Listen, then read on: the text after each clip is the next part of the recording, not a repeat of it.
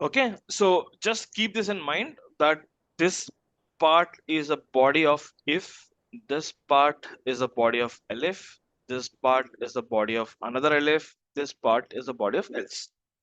So when you have multiple conditions like this, the whole body, one of the whole body will get executed based on which condition it is going through. Okay, if it is going through this, the whole body here will get executed. If it is going through here, the whole body here will get executed. If it is going through here, elif కు else కి ఏంటి నీ ప్రకారంగా difference? elif and if కంటే it will check one more condition. If this condition is failed, it will check one more condition. Else కి వచ్చినప్పటికి ఇంకేం condition check చేయదు. Okay. But it is always good to have else in your program. అంటే whenever you have if, elif, else ఒకటి పెట్టండి. Just in case if you do not cover any of the scenarios, you will get a sprint in the else statement, and then you can realize, okay, I did not cover this particular condition. That is why it is not going through any of the logic. Okay. Okay, and it is not necessary that you will be doing the same thing what I did. I mean, of course you'll not have such simple programs where you're checking if the number is greater than 0 or the number is less than 0 or the number is equal to 0. Okay, we will take one small example before we end today's session.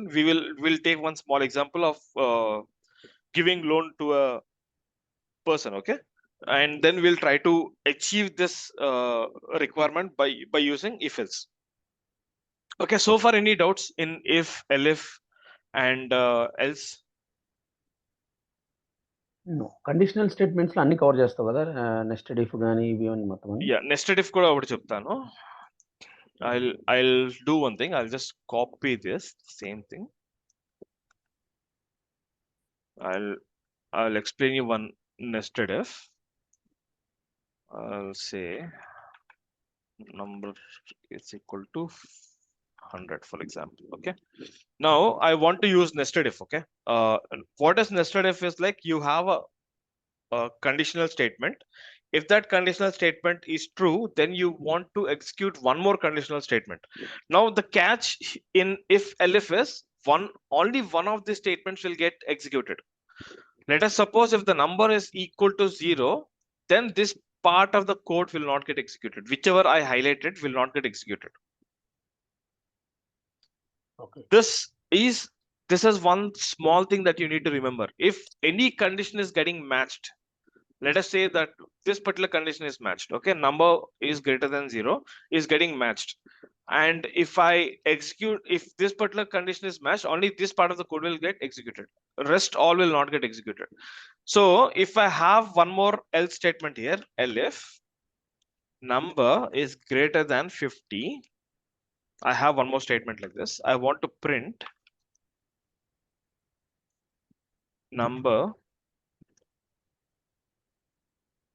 is greater than 50. Okay, let us see. Now the number is 10. Okay, if I execute this, if I run this program, you see that this part is not executed.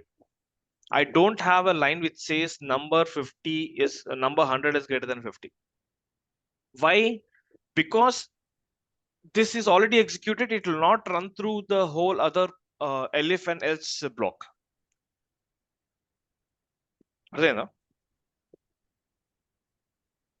Are you with me or not? When you have if, elif and else statement, I'm repeating. Is equal to కాదు, ఇక్కడ execute అయిపోయింది. అది number is greater than, ఇప్పుడు 100 is greater than 0. ఈ condition satisfy అయిపోయింది కాబట్టి ఇంకే conditions చూడదు. ఇంకా it doesn't bother if the condition in any other condition it is passing on, it doesn't bother that. Right. What help? That is in class.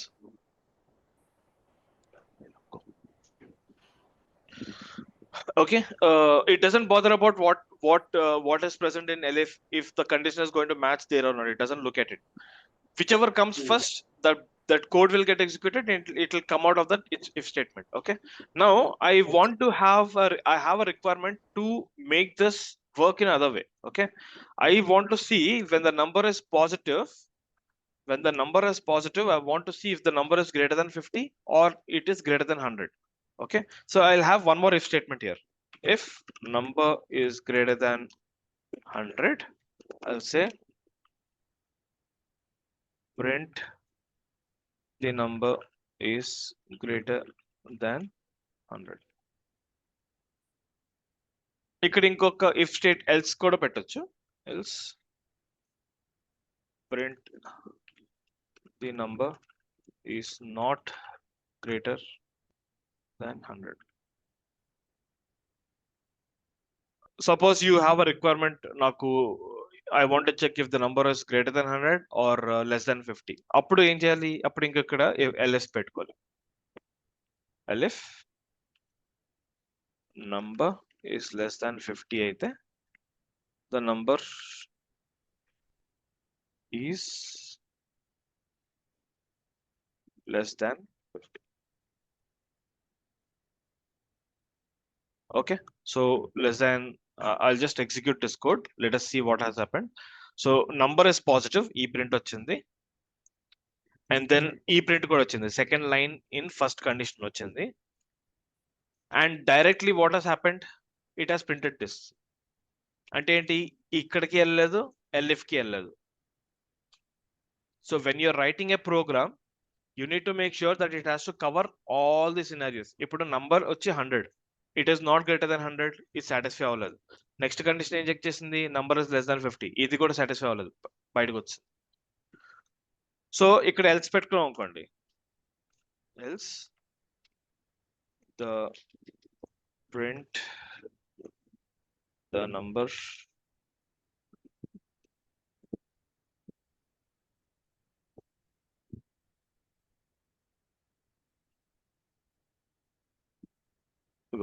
the number did not satisfy in nested if. ఓకేనా? This is nested if. అంటే ఏంటి? If లోపల ఇంకొక if ఉంది. ఎలాగో మీరు ఎన్నైనా పెట్టుకోవచ్చు, you can have 100 of ifs, but based on your requirement. Okay, అది క్లియర్? ఇప్పుడు వాల్యూ అసైన్ చేస్తా, వేరియబుల్ కి వాల్యూ అసైన్ చేస్తావు కాబట్టి దిస్ ఇస్ ఓకే. ఇప్పుడు యూజర్ ఇన్పుట్ డైనమిక్ గా రన్ టైమ్ లో ఇప్పుడు యూజర్ ఇన్పుట్ ఇచ్చాడు అనుకో, సపోజ్ 100 కాకుండా ఈజ్ ఈక్వల్ టు 50 అనో, యూజర్ ఇన్పుట్ ని ఎలా యాక్సెప్ట్ చేస్తుంది? ఇప్పుడు ఇదే స్టేట్మెంట్స్ ఈ సినారియో యూజర్ ఇన్పుట్ ఎలా యాక్సెప్ట్ చేసి కండిషన్ చెక్ చేస్తుంది చెప్తా. 1 minute, I'll show you one small example.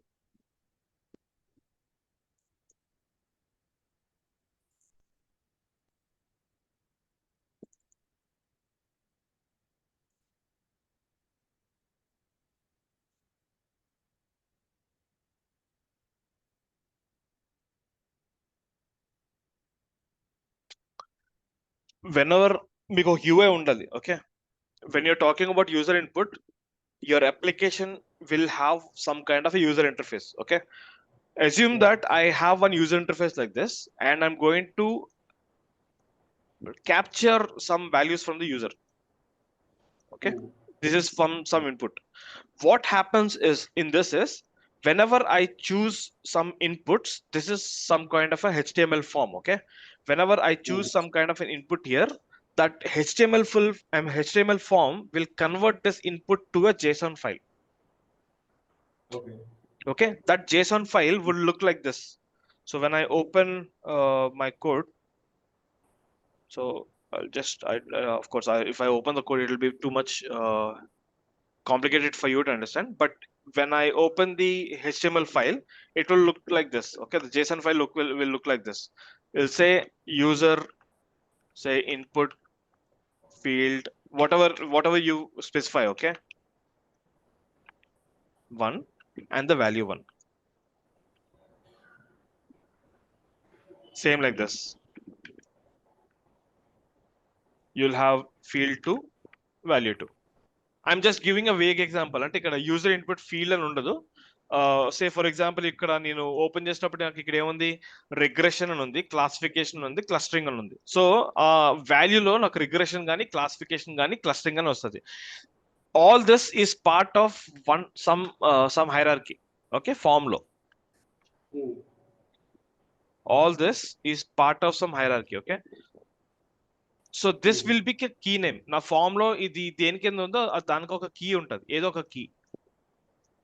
ఈ కీకి వాల్యూ ప్లేస్ లో క్లస్టరింగ్ కానీ క్లాసిఫికేషన్ కానీ రిగ్రెషన్ కానీ వస్తుంది.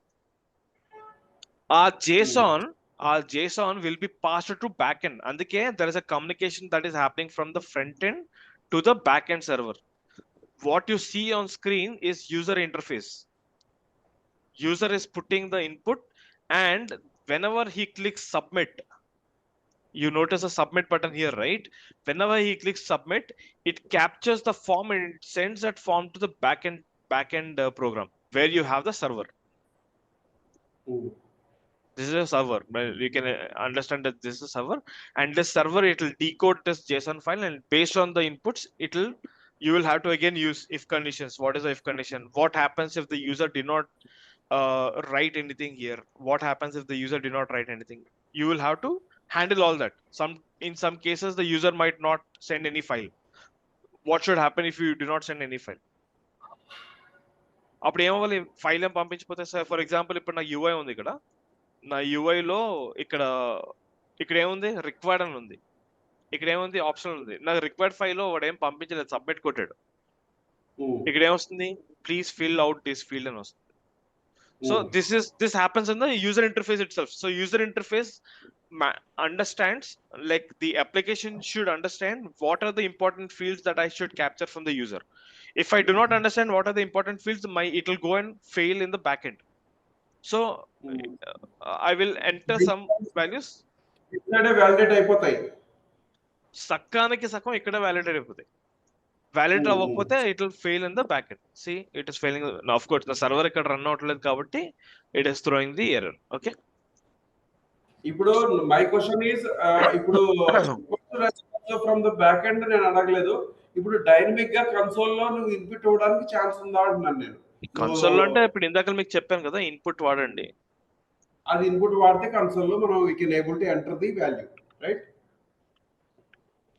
చేయండి. ఇదిగో కన్సోల్ ఇక్కడ అడుగుతుంది, ఇక్కడ -5 అని పెట్టండి. -5 పెడితే, but the thing is that what I told, ఇప్పుడు మీరు ఇన్పుట్ అని ఎలా తీసుకుంటే it will by default convert to string. But ఇక్కడ మీరు కన్వర్షన్ ఇక్కడ ఏం చేస్తున్నారు? You are using operand greater than less than symbol operand చేస్తున్నారు. So you cannot convert, you cannot check if the number is now the number is string, right? num greater than 5 పెట్టారు అనుకోండి, are less than 5 పెట్టారు అనుకోండి, it'll throw out an error. You're trying to see that you're trying to convert, you're trying to use this operand for string and integer, which is not possible. So you'll have to deal with this. If you take input from the user, you'll have to convert that to a necessary data type before running a program. Idi type error. Go chunde type error. Okay, before running the program. Okay, because we're discussing this, we should also understand how to handle errors.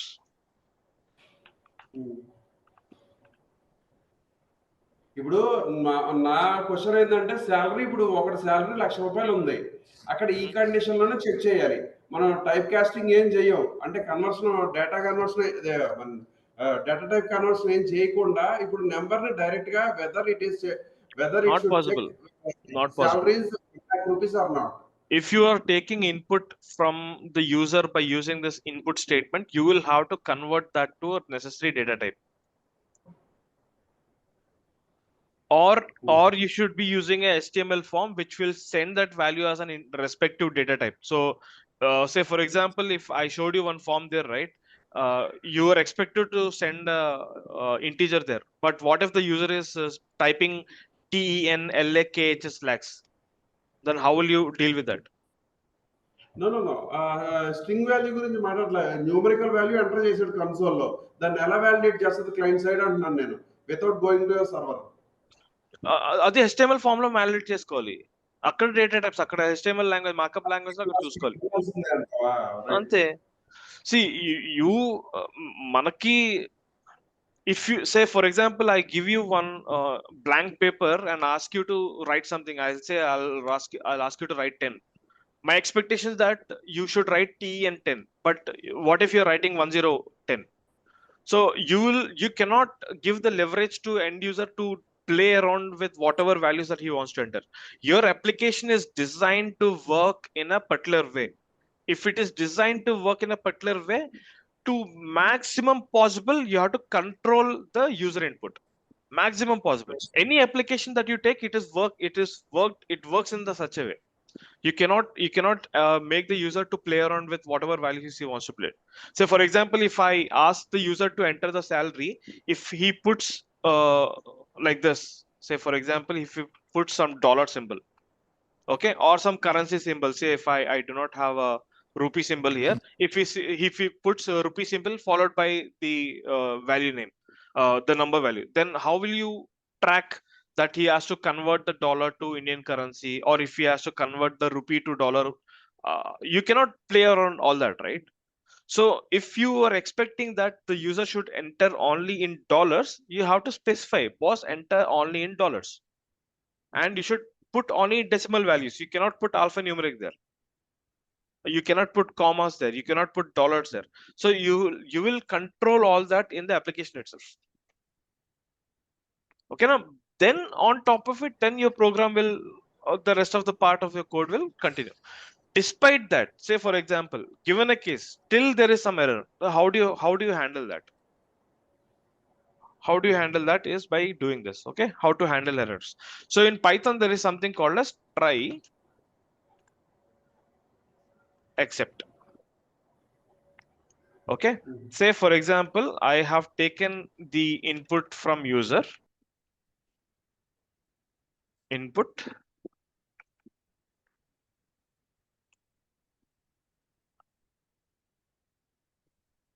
okay, and I'm checking if the number is greater than 0 or not. If num is greater than 0, print the number is positive. As simple as that. Okay, I don't have an else statement, I don't need that.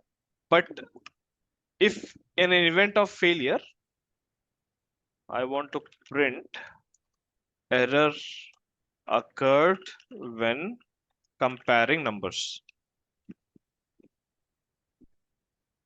When I do this, I'll press 5. What do you see?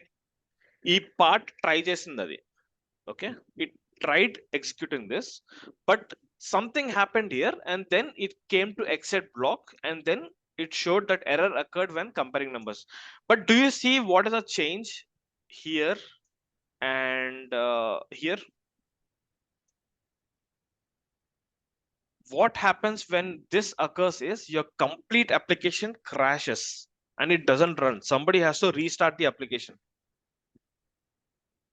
ఓకేనా? ఇందాక మీకు ఒక error వచ్చింది కదా, ఇందాక మీకు ఒక ఇక్కడ మీకు చూపించాను, it was not running in the back end అని చెప్పి. అలా వస్తుంది, అప్లికేషన్ కిల్ అయిపోతుంది. అప్లికేషన్ కిల్ అయిపోతే somebody has to go and restart the application. So to avoid this, you will have to use try except. So what you're trying, you're gracefully coming out, you're telling the program, don't kill my application, but bypass it, show what the error occurred, and you continue your program. So my program will continue. Say for example, if I have one more line here, print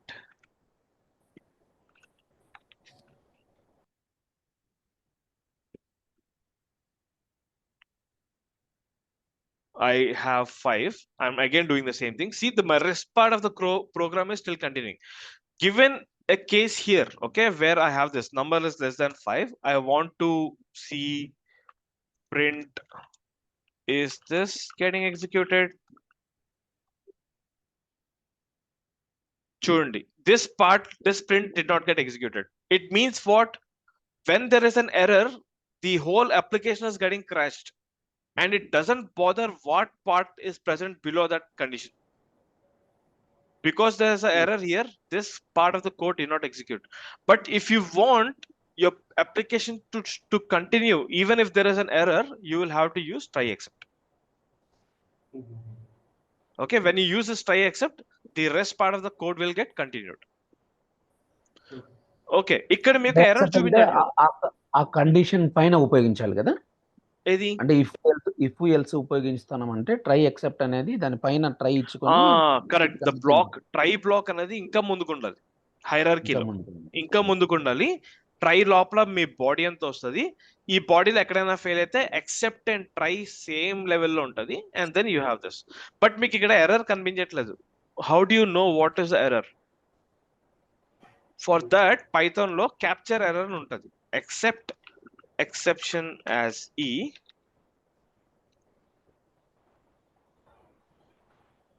అని చెప్పి నేను print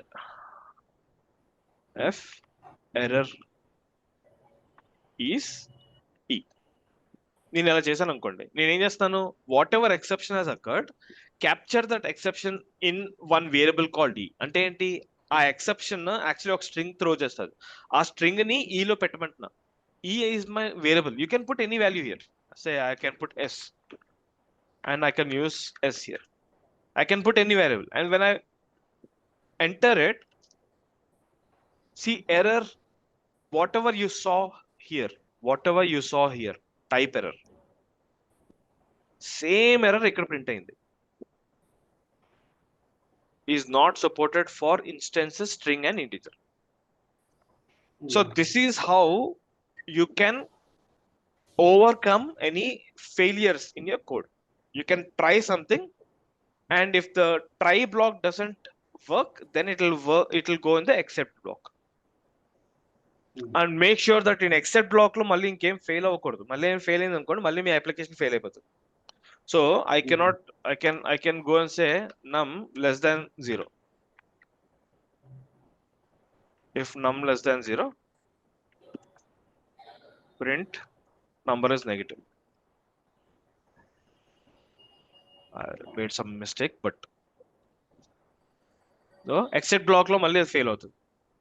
so make sure that except block లో మళ్ళీ code ఏం fail అవ్వకూడదు. మళ్ళీ code ఏం fail అయిందంటే it makes no sense that you're having than except block, try except block. Okay, real time లో ఎక్కువ ఉపయోగిస్తాం try except. Of course definite గా ఉపయోగిస్తాం. అంటే లాంగ్ ప్రోగ్రామ్ రన్ అయ్యేటప్పుడు ఎక్కడ ఒక చోట స్ట్రక్ కాకుండా వెళ్ళిపోయేది అన్ని చోట్ల. కరెక్ట్, అన్ని చోట్ల. సో మీకు రియల్ టైమ్ ఒక కోడ్ చూపిస్తాను. I mean that was my last companies code. I should not be showing you, but I will show you 1 minute. Okay, నా ఆటోఎంఎల్ చూపిస్తా కదా 1 minute. రీసెంట్ ఆటోఎంఎల్. సో ఆటోఎంఎల్ లో మీకు everywhere wherever we have code, say for example automl.py, 1 minute, common.py,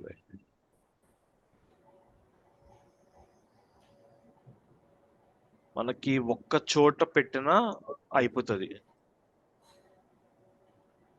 ఇప్పుడు అలాంటప్పుడు for example ఒక code లో 10 conditions ఉన్నాయనుకో, నువ్వు ఫస్ట్ ట్రై ఇచ్చి కింద లాస్ట్ లో చేయొచ్చు. You can. ఇప్పుడు ఫర్ ఎగ్జాంపుల్ ఇక్కడ common.py ఉంది కదా, ఇక్కడ common.py, ఇక్కడ సో మెనీ ఫంక్షన్స్ ఉన్నాయి. ఓకే ఓకే, ఈ ఫంక్షన్స్ అన్ని ఎక్కడ ఇంపోర్ట్ చేసుకొని వాడతాం కదా ఈ ఫంక్షన్స్. ఈ common.py maybe I have imported utils.common.py అన్ని ఇంపోర్ట్ చేసుకున్నాను. So what you can do is, ఇక్కడే నేను ఎక్కడైతే నేను వాడానో అక్కడే నేను ట్రై ఎక్సెప్ట్ బ్లాక్ పెట్టేస్తే చాలు. You don't have to have try except block in all the functions, not required. ఏదైతే మీ మెయిన్ ఫంక్షన్ ఉందో ఆ మెయిన్ ఫంక్షన్ లో ట్రై ఎక్సెప్ట్ పెట్టేసుకుంటే is more than sufficient. Okay, that's a good question. Okay, so before we break, let us take a small oh sorry, I'm out of charge. Wait. Okay, let us take a small example.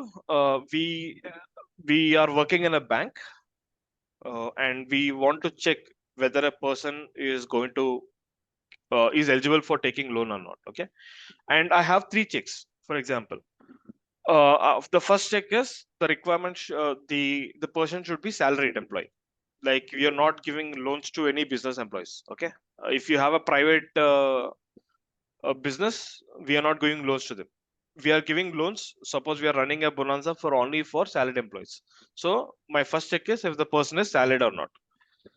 Second check, he or she should already having some not more than 50% of the income. So for example, if the person is already having some loans, the credit should not be more than 50% of the income. Say for example, if a person is getting 10,000 rupees salary, If the credit is already 6,000, you cannot give one more loan to him. Okay, that is my second check. And third check is just in case if the person loses job, he should have a backup plan. So he should have some private property on his name. So these are the three things that I'm going to check. So how do you achieve this in code? So for this, I have couple of variables now.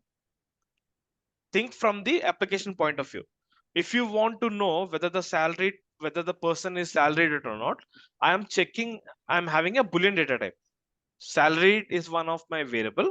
In that variable, I'm going to store true or false. If the person is salaried, I'll put true. If the person is not salaried, I'll put false. Second, I'll capture one more variable, which will be my integer data type or a float data type, which will capture what is my salary. Say, let us say in this case, the salary is 1,000. And liability per month. What is the liability that person is holding per month? So the liability is just 129, for example. And whether the person is having assets or not. So the first and the last variable is just Boolean data type. And the second and third variables can be an integer or a float variable. Any doubts so far? No. Okay, you have a simple requirement. 3 checks cheyali. ఈ 3 checks చేయడం కోసం నేను 4 variables వాడుతున్నాను. What is my first variable? First variable is for salary. Second variable is for salary of the person. Third variable is for liability of the person. Fourth variable is whether the person is having assets or not. ఇక్కడ 3 checks ఉన్నాయి కదా, ఇక్కడ ఎందుకు 4? ఈ second check లో he should not cross 50% of the income. So income కూడా మీరు capture చేయాలి, లయబిలిటీ కూడా క్యాప్చర్ చేయాలి. సో ఇన్కమ్ కి ఒక వేరియబుల్ పెట్టుకున్నాను, లయబిలిటీకి ఒక వేరియబుల్ పెట్టుకున్నాను. Okay, and I'm trying to find out the liability value. So based on the salary of the person and liability per month, I'm trying to capture what is the liability value. So how do you calculate the liability value? Liability per month into 100 divided by the salary of the person.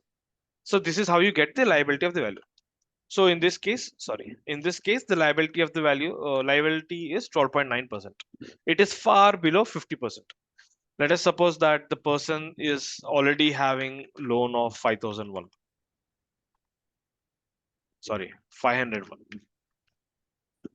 Upper liability and 50.1 అయిపోయింది. Okay. So first what I'll do, I'll just check if the person is salaried or not. How will I write if statement? If salaried, ఈ salaried అనేది ఒక boolean data type. ఇంకా దీనిలో conditions ఏం లేవు. It is either true or false. If it is true, the person is salaried and satisfied the norms అని చెప్పొస్తుంది. The person is salaried and satisfied the norms. లేదు ఇక్కడ ఒకవేళ నేను false పెట్టాను అనుకోండి.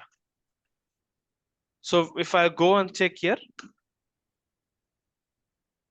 elif ఇంకా వెళ్ళలేదు, liability value is ఇక్కడ వెళ్ళలేదు. So first check లోనే ఫెయిల్ అయిపోయింది కాబట్టి it doesn't check for other things. So I can just go and say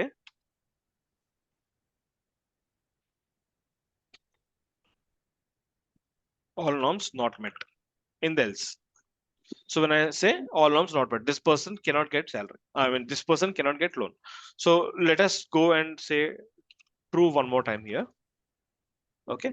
ఇప్పుడు ఏమవుతుంది? Let us say when I have true and it checks for this particular condition, the person is salaried, but it doesn't check for this condition. Person is salaried and satisfied norms. ఇది తప్పు కదా. It is not checking the other conditions. So what I should be doing? I should be going for a nested loop. అర్థమైందా? Why we are going for nested loop? It checked for one condition, but second condition check చేయలేదు. నాకు ఈ 3 conditions meet అవ్వాలి. It should meet all these 3 conditions. Only then I can give the loan. So for that purpose, what I'll be doing is I'll be going for a nested loop. So when I go for nested loop, I'm just checking for salaried or not. If the person is salaried, then I'm checking if the liability is satisfied or not. If the liability is met, then I'm checking if the assets are met or not. If the assets are met, then I'll give the loan. If in any condition, if it is not getting matched, I'll say which condition it failed. Okay. So example, now I have salaried, it is true. It went to liability. The liability is 50.01. it did not meet. So what has happened? Condition failed at liability will be coming. ఈ condition fail అయింది, so దీని యొక్క L statement print అవుతుంది. అంటే దాని కింద ఉన్న మళ్ళీ అసెట్స్ కూడా వెళ్ళినట్టే కదా, ఇంకెళ్దు. ఈ కండిషన్ ఫెయిల్ అయింది కాబట్టి ఇంక ఎల్స్కి వచ్చేస్తుంది. ఓకే, దాన్ని డిస్ప్లే చేస్తుంది, బట్ అసెట్స్ కూడా చెక్ చేసిన తర్వాత ఈ కండిషన్కి వెళ్ళదు అసలు. ఈ కండిషన్ ఫెయిల్ అయిందా, ఈ కండిషన్ ఫెయిల్ అయితే ఇంక ఎఫ్ బ్లాక్ అది ఎల్స్ బ్లాక్ వచ్చేస్తుంది. కండిషన్ ఫెయిల్ అయితే లయబిలిటీ అని వస్తుంది. Say suppose for example assets కొంచెం తగ్గిద్దాం. ఇప్పుడు ఆ మూడిటల్లో ఫర్ ఎగ్జాంపుల్ ఫస్ట్ది థర్డ్ది వాడు ఉన్నాడు, ఓన్లీ సెకండ్ది మాత్రం లేదన్నప్పుడు థర్డ్ది ఎలా తెలుస్తుంది? ఇప్పుడు అదే చెప్తున్నాను. ఇప్పుడు లయబిలిటీ తగ్గిస్తాను నేను, 401 చేస్తాను లయబిలిటీ. ఇప్పుడు ఏం చేస్తుంది? సాలరీడ్ పర్సన్ ఇస్ సాలరీడ్, ఈ కండిషన్ స్ట్రేట్ ట్రూ అయింది, వెళ్ళింది. ఓకే, నెక్స్ట్ స్టేట్మెంట్ ఏంటి? Liability less than 50 or not. ఈ కేసులో లయబిలిటీ లెస్ దాన్ 50, సో ఏంటి? లయబిలిటీ సాటిస్ఫైడ్ అని ప్రింట్ వస్తుంది. నెక్స్ట్ కేసులో అసెట్స్ ఉన్నాయా లేదా చెక్ చేసుకుంటారు. సో ఇది రన్ చేసాం అనుకోండి. Sorry, did I run this? I did not run this, 1 minute. Okay, 401. ఇప్పుడు నేను ఇక్కడికి వెళ్తా. ఓకే, లయబిలిటీ నేను మార్చాలి, సారీ ఇది కూడా మార్చాలి కదా, లయబిలిటీ వాల్యూ కూడా మార్చాలి. Liability value is 40.1. and now if I'll run this, go liability verified, assets available, qualified all norms. ఇక్కడ this condition satisfied true వచ్చింది. ఓకే, ఇక్కడ liability value వచ్చి 40.1 ఉంది. ఓకే, ఈ liability value 40.1. సాలరీడ్ అతను ఉన్నాడు పర్ఫెక్ట్, ఓకే, లయబిలిటీ లేదు falls, but assets లో ఉన్నాడు అనుకో. ఎవరు మన కండిషన్ అది కాదు కదా. సో ఎవరు కాదు, మనకు తెలుసుకునే దానికి అసెట్స్ ఉంది సాలరీడ్ ఉందని తెలుసుకునే దానికి ఎలా తెలుస్తుంది అంటుంది. నువ్వు ఇప్పుడు సెకండ్ కండిషన్ లో ఫెయిల్ అయినప్పుడు ఆగిపోతుంది కదా, థర్డ్ కండిషన్ ట్రూ అయినా కూడా మీకు థర్డ్ కండిషన్ కూడా కావాలంటే you should have one more like this in this LF. అలా పెట్టుకున్నాం అనుకో, ఇఫ్ అసెట్స్ అని చెప్పి. సో నెస్టెడ్ ఇఫ్ లో ఒక 10 కండిషన్స్ ఉన్నాయంటే సెకండ్ కండిషన్ ఫెయిల్ అయితే ఇంకా థర్డ్ ఫోర్త్ ఏదానికి ఇంకెళ్ళదు. కరెక్ట్. ఓకేనా, యూ కెన్ ప్లే అరౌండ్. ఇప్పుడు మీకు అది తెలిసింది కదా, you can just play around and see. ఈ ప్రింట్ ప్రతి ఒక్క ఇఫ్ స్టేట్మెంట్స్ లో ఎల్ స్టేట్మెంట్ లో ప్రింట్ పెట్టుకొని you can play around and see how it works. ఓకేనా, సో ఐ థింక్ నేను ఇది షేర్ చేస్తాను. You can play around with the balance part. ఇంకెక్కడైనా డౌట్ ఉంటే దాన్ని we can touch base in the next session. ఇంకోటి, ఇప్పుడు ఇది do you think it is necessary to write notes అవసరం లేదు? Not required. మీరు కండిషన్ మీరు చెక్ చేసుకొని చేస్తే you are ready for programming. You don't have to write కొన్ని పాయింట్స్ అంటే నేను అనేది నాట్ కోడింగ్ పాయింట్, అసలు కోడింగ్ పాయింట్ రాయము. కొన్ని నువ్వు డెఫినేషన్స్ చెప్తున్నావు కదా, సో అలాంటివి ప్రోగ్రామ్ పైన కమెంట్స్ పెట్టి రాసేసుకుంటే సరిపోతుందా? అది మీ నోట్స్ లో పడి ఉంటుంది, మీ బ్రెయిన్ లోకి వెళ్ళదు. నోట్స్ రాసుకోవచ్చు. You have to test and try. మీరు the more you program, the more you come across errors, the more you remember them. If you write a running notes, it will be there in your running notes. Nothing will go into your brain. Okay na? I think we should be good for today's class. I'll wind up the session and we'll continue in the next weekend also. పంపించలేదు కదా నువ్వు? ఇది mail పెట్టానా? Mail వచ్చినదా? Mail పంపించాను Sanjeev.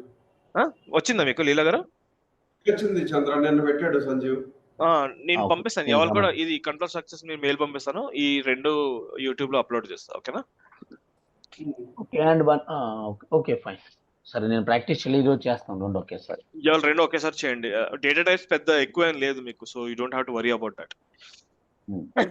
And control structures కూడా ఎక్కువ లేదు. కానీ నెక్స్ట్ మనం ఫంక్షన్స్ కి క్లాసెస్ కి వెళ్ళే ముందు make sure that you complete those things. yes. ఓకేనా? చలో అయితే I'll end of the session. We can touch base next weekend. Okay. Thank you so much. Thank you. Have a nice weekend. Bye bye. Thank you. Nice weekend. Thank you. Nice weekend. Bye-bye. Thank you. Bye bye.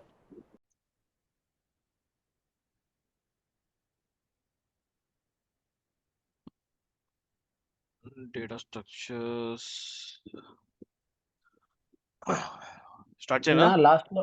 నిన్న last లో ఒక topic ఉన్నది కదా, data type conversion. So data type conversion So we have one data type and we want to convert the data type to another data type.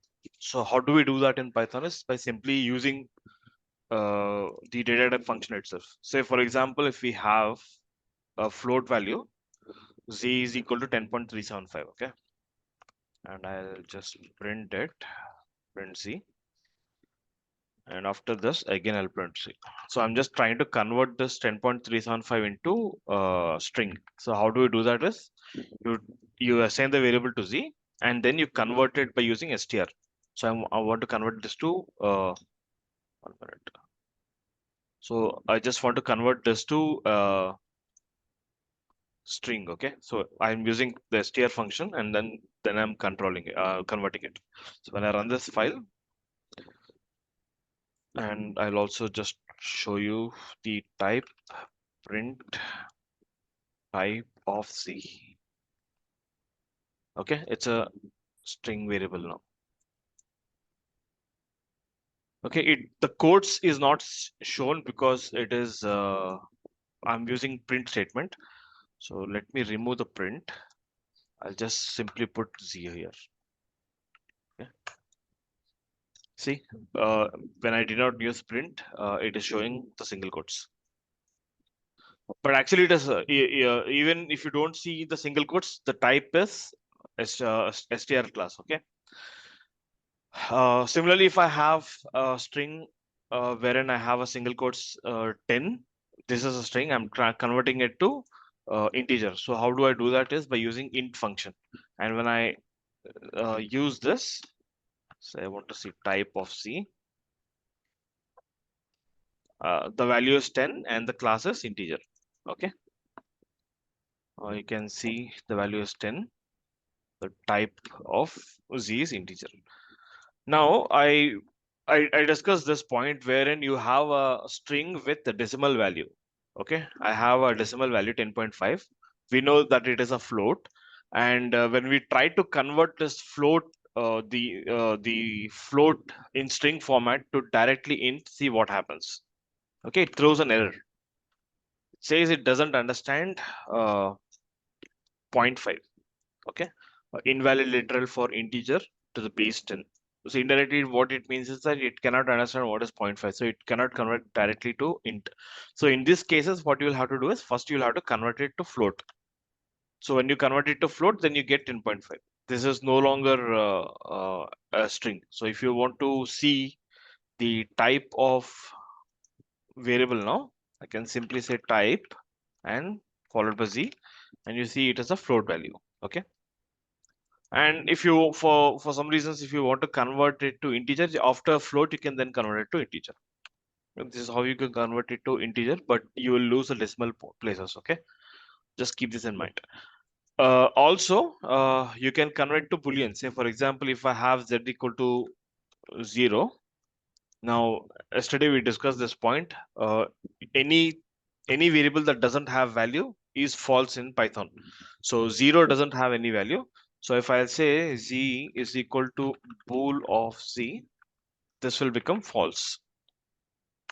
It should become false. So it is false. Similarly, if I have z is empty list and I'm trying to convert z is equal to boolean of z, I'll print z. This will also be false. Okay.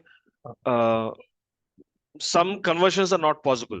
Okay, some conversions, say for example, I have value x is equal to 5. I want to convert, I'm not sure if this will be possible or not. So if I say list of x, so this will not be possible. Okay, so you cannot convert an integer to list. For list, you want ordered pair of elements. So this is not possible. Let us see if x equal to 5 followed by x is equal to set of x is possible or not. Even this is not possible. Okay, so not all data types can be interchanged. Only a couple of data types can be interchanged. I have shown the most of them. I think even if you have any requirements, you will not have any such requirements of converting an integer to a list. That's even not you will not have such kind of a requirements. Okay. So this is all about data structures. Now today what we'll be looking at is control structures. Now control structures is something where you have conditions and you want to apply, based on the conditions, you want to apply some part of the code to be executed. Okay, you want some code part of the code to be executed. Uh, Before moving to control structures, we had some discussion about the format string. I think I'll be using this format string in control structures. That's why I wanted to show you this. So we have something called as format string. We discussed this. Yeah, control structures అంటే ఇది data structures కిందకి వస్తుందా? కాదు, it's separate. If else nested ifs దాని కింద వస్తుంది. Okay okay, if else nested if దీనికి సంబంధించి ఇవన్నీ కంట్రోల్ స్ట్రక్చర్. అందుకే కంట్రోల్ అన్నమాట. Control, like not all part of the code is executed, only some part of the code is executed based on the conditions. If the condition is matching, then you execute some code. If the condition is not matching, then execute some other code. Okay, based on that. Okay. So ఇప్పుడు మేము before going, practice చేసేటప్పుడు కొన్ని points రాసుకోవాలంటే ఇప్పుడు నువ్వు చెప్పిన heading కింద నువ్వు ఎలా రాసావు అలా రాసుకొని పెట్టుకుంటే మేలు కదా? better, yeah, better. Okay, I want to have some kind of automation. Say whichever variable I carry, my variable name is name ikkada. Whichever variable I carry, I want to use this variable for my printing the output. So tomorrow, if my variable is having some other value, the other value should get printed. Say for example, here I have Sanjeev and here I have Jackson. Okay, so if name carries Sanjeev, the output should show Sanjeev. If the name carries Jackson, then output should carry Jackson. So for example, if I run this code, you see that I have hard coded the print statement. Okay, so if I have a different value in name, the print statement will still be same. So now here I have something called as Jackson. Okay, now if I'm going to execute it, the print statement is still going to show you as Sanjeev, but I don't want this. I want whatever value that is present in my variable, I want that value to be printed. So how do we do that? The first thing is that if I use name instead of Sanjeev, say for example, my variable name is name. So in the print statement, I kept name. So when I print this, it doesn't understand. It will treat this as a string. It will treat this as a sentence and will output the sentence. But we want this name to be dynamic. Dynamic in the sense, whatever value is present in the variable, that should get printed. So how do we do that? The first option is this. I will say my name is, I'll end the strings, comma, followed by our variable name. So when I do this, you'll see that my name is Jackson. So on the other hand, if I do the same thing, let us change the value of name is equal to Rocky. Okay, so for example, we have some name called Rocky. So when I print this, now you see the name is getting printed properly. The name, my name is Rocky. Okay, have a space here. Okay, it is printing the name. My name is Rocky. In some cases, you might have more than one variable. Okay, let us say I have first underscore name is equal to Jackson, and last underscore name is equal to say some 7. Okay, and then I want to print this. Print, the first option is how you do this. First name is, ఇక్కడ మీరు first name is అని పెట్టారు కదా, అది మనం ఏదైనా పెట్టుకోవచ్చు కదా? ఏదైనా పెట్టుకోవచ్చు. That is just for your reference. Only variables మాత్రమే స్టాండర్డ్ గా ఉండాలి. అవును, కోడ్స్ మధ్యన ఉండేది మన ఇష్టము, కోడ్స్ దాటి పక్కన ఉండేది మాత్రం వేరియబుల్ యాజ్ ఇట్ ఈస్ గా పైన వేరే ఉండాలి. Correct. So ఇప్పుడు I have two variables and I can modify my print statement to this. First name is followed by the variable, last name is followed by the variable. So ఇప్పుడు ఇది print చేస్తే first name is Jackson, last name is 7 అని వచ్చింది. If we can make this more robust, so you don't have to like imagine like you want to have so many other variables and you want to print all those variables, then you cannot keep on increasing all this. It doesn't look nice. Okay, So what we'll be doing is I'll tell you about how to use a format string. So this is the format string. Whenever you have f in the starting of the string, it identifies that there is a dynamic value that is inside the double quotes. So how do you specify the dynamic values? By using curly braces. So let us say if I do not use the f, you can notice that there is no color change. All of them is treated as a single string. Okay, all of them is treated as single string. When I say f, it identifies within the curly braces there is a variable, and when I execute it, whatever the variable is present, that variable name value will be shown outside. 1 minute. I'm sorry.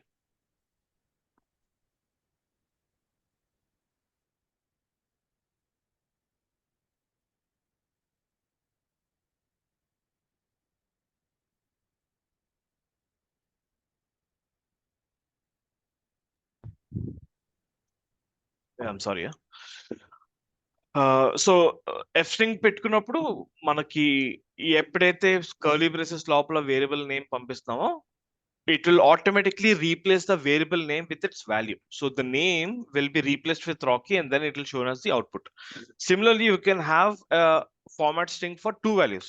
Say, for example, I have this, okay? First name is first underscore name, okay?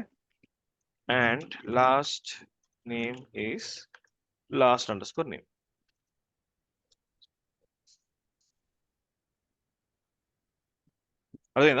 So I'm taking a single sentence. ఈ single sentence లో నేను two variables pass చేస్తున్నాను. You can pass any set of variables. Okay, you should have the variable declared and you can use that variable inside the string by using curly braces and an f string.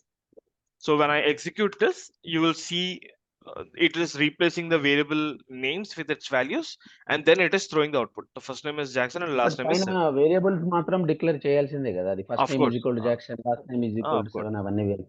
For sure. ఆ variable declare చేయకపోతే అప్పుడు మేము వాడతారు లేదు.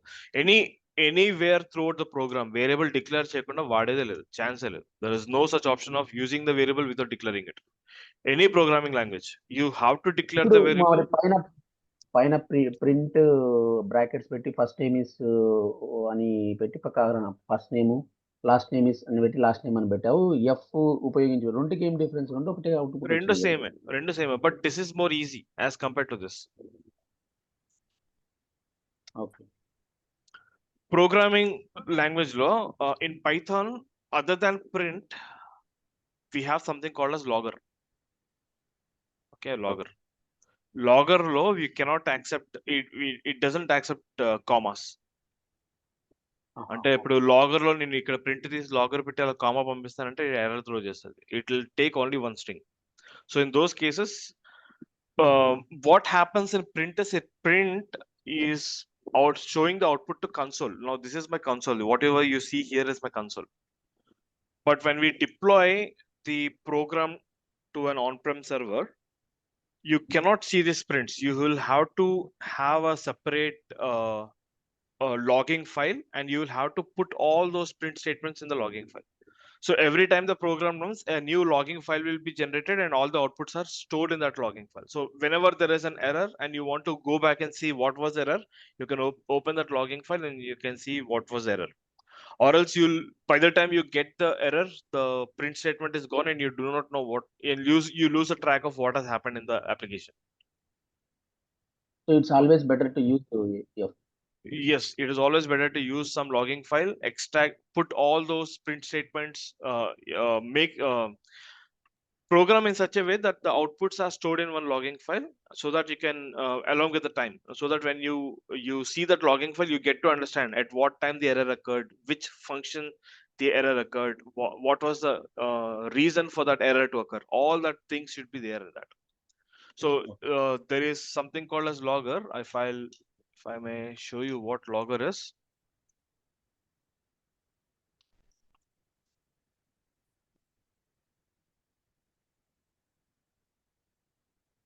So when I open this logging in Geek for Geeks, there are so many things. Okay. In logger, we have all these levels. One is by default, it is info. You have something called as warning. You have something called as error. When you have something called as critical. Okay. All of these. So based on the type of error, it'll show you that what kind of print that you have printed. Okay.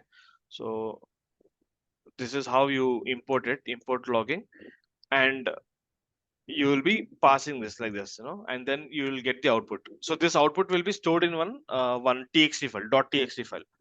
Of course, you will have to beautify it. You will have to track the name. You will have to track the function in which this has occurred. You will have to track the reason why this error has occurred. All of these things. This is how a complete application is formed.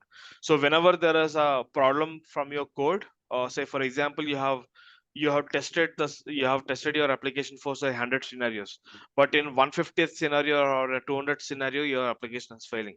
So that is how you can track back. You can look back to your application and see why which particular case is not covered in your application. Then you'll have to see how you can control it.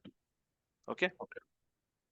Yeah, this is one of the మనకు వస్తుంది కదా future లో దీని ప్రకారంగా ఒకటి of course వస్తుంది. So logging extension install చేసుకోవాలా దీంట్లో విఎస్ కోడ్ లో? అవసరం లేదు. Like locally you'll not be using logging. Locally అవసరం లేదు. So if I show you AutoML, if I have AutoML, I'll show you. అది సింటాక్స్ హైలైటింగ్ కి ఏదే ఇన్స్టాల్ చేసుకున్నావు నువ్వు? పైలాన్స్. నిన్న చెప్పాను కదా, పైలాన్స్ పెట్టుకుంటే ఇట్లా highlight, it will show you the syntax and 1 minute నేను చెప్తాను. Open folder.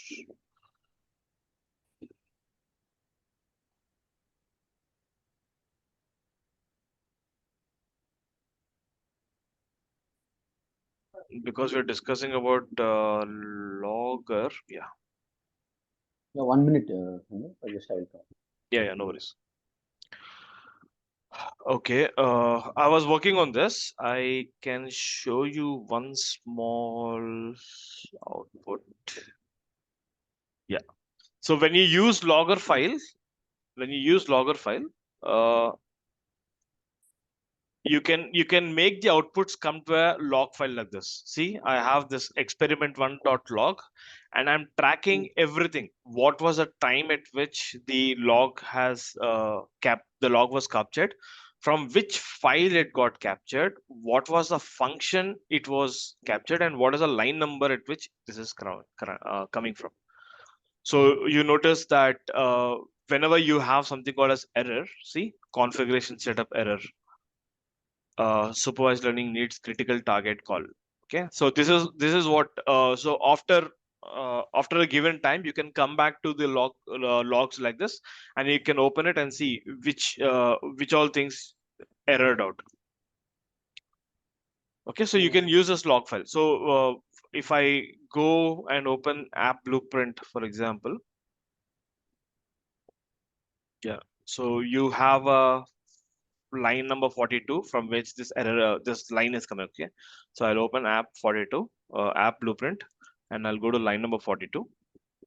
Not sure if it is the same thing. So we have the C running experiment so and so. It is printing this 25 times, and then this is printing 25 more times. Okay, the line number is not matching because I have modified the code afterwards. So you can imagine, like this is the print from which it is coming. So it is a logger info. I have a format string. I'm using this 25 times. I'm printing this hyphens, followed by running experiment, followed by the save to path, followed by again this hyphen 25 times. That is how you see this log file coming from experiment.log. ఇప్పుడు real time లో Sanjeev, real time లో నువ్వు ఈ log file చూసుకోవడానికి explicit గా నువ్వు log file create చేసుకున్నావా? అలాగా రియల్ టైమ్ లో చూడడం కాదు. If you want to show this log file in a real time, maybe ఒక UI పెట్టేసి దీన్ని అక్కడ చూపించవచ్చు. But that is not okay, that can be one of the way of showing it, but the intention is when the application is running and the application throwed an error, you might not watch it on the real time. say I'm using google.com. Okay, so for example, I'm using some net banking, for example. Okay, I'm using some interface here. Something failed. So do you think the developer is watching what you're doing? Developer will not be watching what you're doing, right? If it throws an error, it will do a couple of things. It will raise a ticket, it will track that error somewhere, and it will send a mail somewhere. Okay, these three things. It has to send a mail, it has to raise a ticket, it has to tell what happened. All these things should be done. It should be part of your program.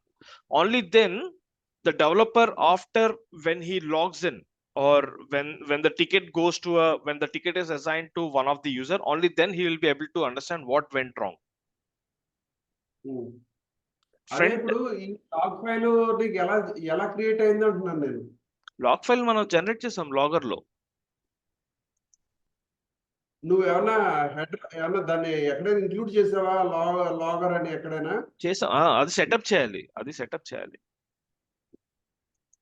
You will have to set up. నేను ఇప్పుడు app blue print open చేస్తాను అనుకోండి, app blue print లో ఇలాగా ఇదిగో this is how you generate the log file. Okay, so ఇది separate thing. Now we don't, this is not our agenda for today, but if you want to learn this, we probably we can also look at it. ఇదిగో dot log అని వస్తుంది చూసారా, ఈ dot log filed by file name. This file name is dynamically getting generated. The file name is nothing but .exp.1 exp1.log. అదే మీకు ఇక్కడ కనిపిస్తుంది exp1, where is it? అదే మీకు ఇక్కడ కనిపిస్తుంది exp1.log. So everything should be dynamically generated. అంటే మీరు ఎక్కడ హార్డ్ కోడ్ చేసేది లేదు, చేయకూడదు. యూజర్ ఇచ్చే ఇన్పుట్ నుండి everything should change. If you put a hard code, then your user input is not getting driven. This is the advantage of using object oriented program.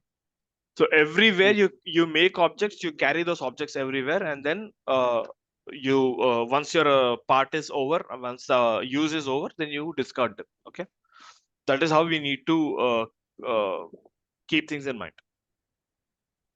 Okay, but if you want, we can discuss this logger at a later point, but for now it is not required. Okay, let's come back here. We have seen this format string. Format string lo first name is first name, last name is last name, ilaga two variables పంపించాం. There is also another way of doing it. Instead of putting f in the starting, I can also use dot format in the last, in the end. In this case, what I'll be doing is, if I have only one value, say for example,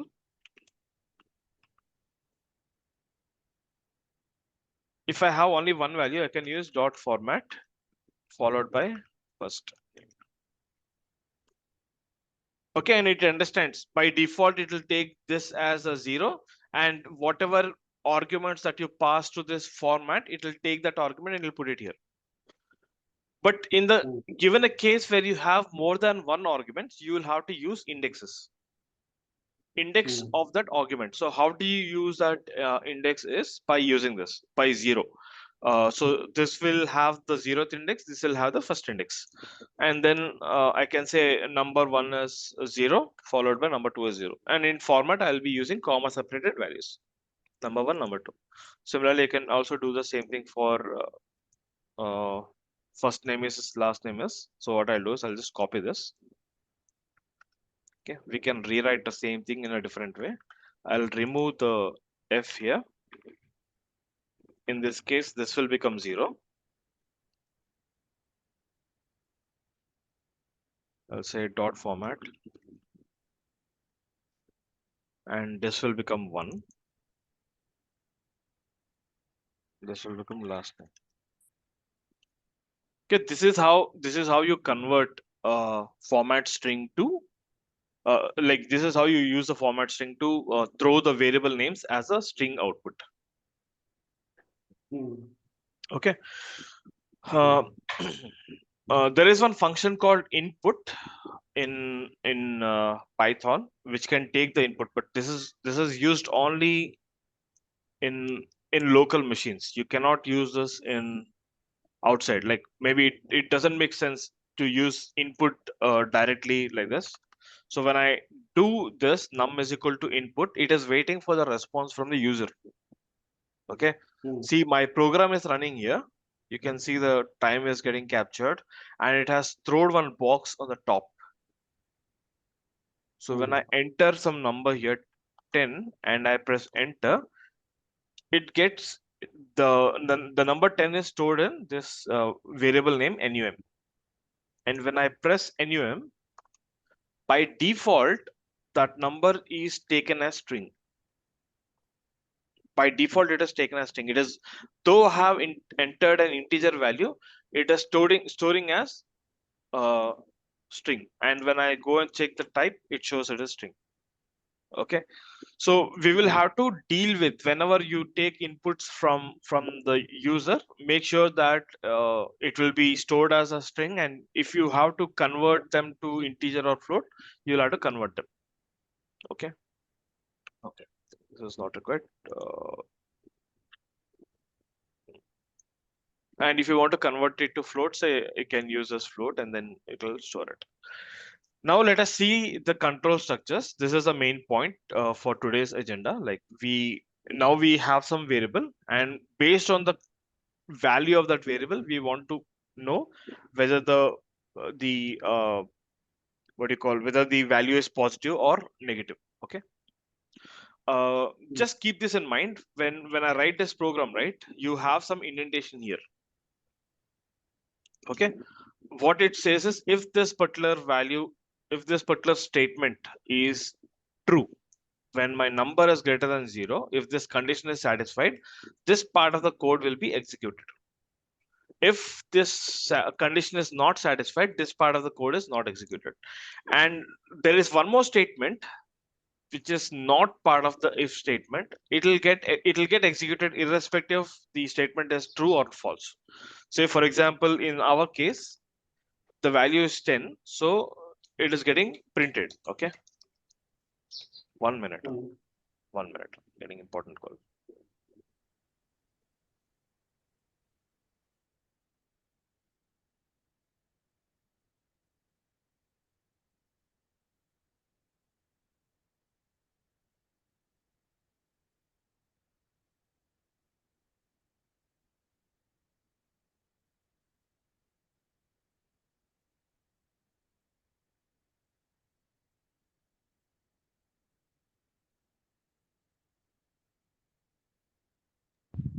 Hey, I'm sorry.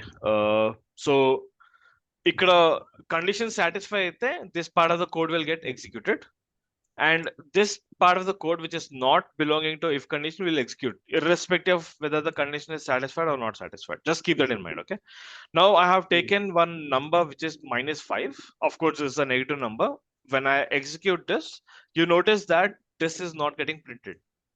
Okay, this part of the code is not getting printed, and the rest part of the code will continue until this, because this is out of the if condition, idaithe execute avvali. Is as usual execute avutundi, mana code will flow down from there. Similarly, if else code untadi. So what you're trying to do is, when a particular condition is not matched, execute some other part of the code, and this will again continue as usual. So I'm taking number is say for example, we have number is -5, and you see that this part of the code is not executed. Okay, and else locally is not positive and చెప్పి print అయింది. Notice one important thing. If else flow, in when we are talking about if else, either this will be executed or this will be executed. Both of them will not execute. Okay, so if the condition is matching, execute this. If the condition is not matching, execute this. Okay, and this is of course is not part of if else, so this will continue. So we don't require, even this is not part of if else. So ikkadunna print for sure meeku execute avutayi. Okay, when I execute this, you notice that the number is negative and number is not positive and చెప్పి print వస్తుంది. Else, that is else. Meeting mali end avuddi, you can use the same like you can join back the same Zoom meeting. Okay, this is one thing. And then what we're trying to do is, then we'll be using, I'm just taking one more example. Number 10 అని చెప్పి this is positive అని వస్తుంది. If I can use multiple ifs. ఇప్పుడు ఇందాకలా నేను just if else పెట్టాను. If and else పెడితే ఏదో ఒకటి ఎగ్జిక్యూట్ అవుతుంది. ఇక్కడ రెండు ఇఫ్స్ ఉన్నాయి. Condition 1, number 1 is greater than 0. Okay. Condition 2, number 1 is greater than 5. రెండిట్లోనే ఎగ్జిక్యూట్ అవుతుంది. Okay. So this is positive, this is positive. These two are independent. ఇదొక ఇండిపెండెంట్ స్ట్రక్చర్, ఇదొక ఇండిపెండెంట్ స్ట్రక్చర్. సో ప్రోగ్రామ్ చేసినప్పుడు you need to make sure that if you are executing అన్ని scenarios cover అయ్యేటట్టు code చేసుకోవాలి. Say for example, let us talk about number value. Say for example, I have a number range. ఇక్కడ 0 ఉంది. All this is positive, all this is negative.